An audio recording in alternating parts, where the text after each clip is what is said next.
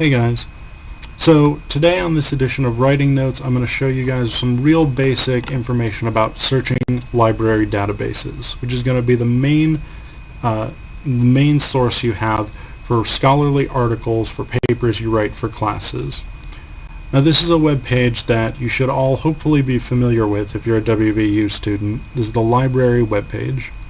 We're going to go to the databases section.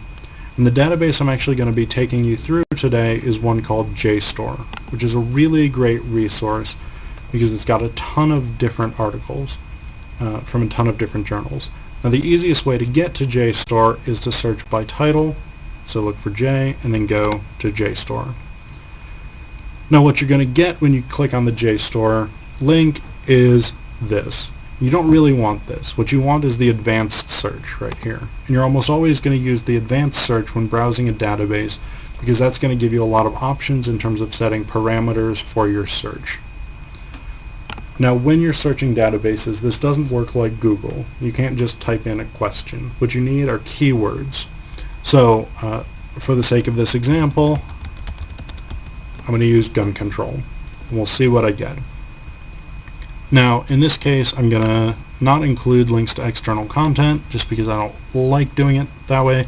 There's nothing wrong with including them, but you also get to narrow your search. So in this case, I want only articles. This is a real big function. This is really useful, the date range. So in this case, I only want things written since 2008 because what I'm primarily interested in is contemporary arguments about this topic. You can set the language if you want. Most of the sources through Jstor are in English anyway, so there's not that much point in setting it. That just weeds out the few in German or French or whatever it is. Publication title and ISBN you're pretty much going to skip over unless there's one specific source that you're looking for.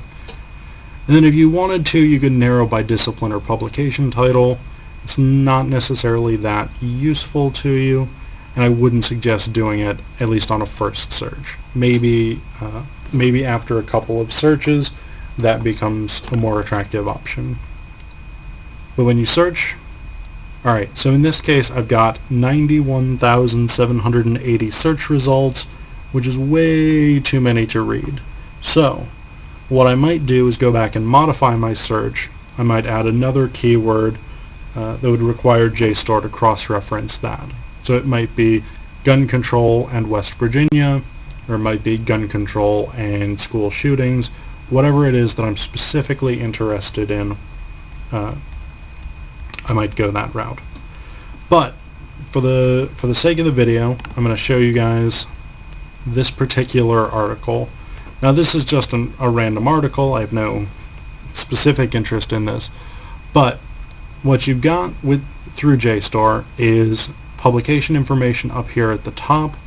So this is the journal that the article was published in, volume and issue number, and then the year of publication. Right here you've got the title and the author. So conceptually you could write your citation from this page. But there's another place where the information is more concentrated and a bit clearer, and I'm going to show you that in just a second.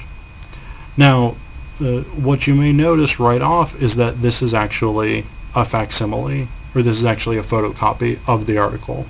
A lot of journals you don't get that, you just get them sort of printed. So this is one of the things I like about Jstor. Now to move through this article, you click the side buttons here, and that takes you back and forth through the article. But one really handy tool is you can view the PDF. And in this case, I'm actually gonna, normally I would say open, but I've already pulled it up because I have a time issue, and so I don't want to wait for this to have to load. So this is the first thing that you get when you open an article from Jstor, is you get this cover sheet.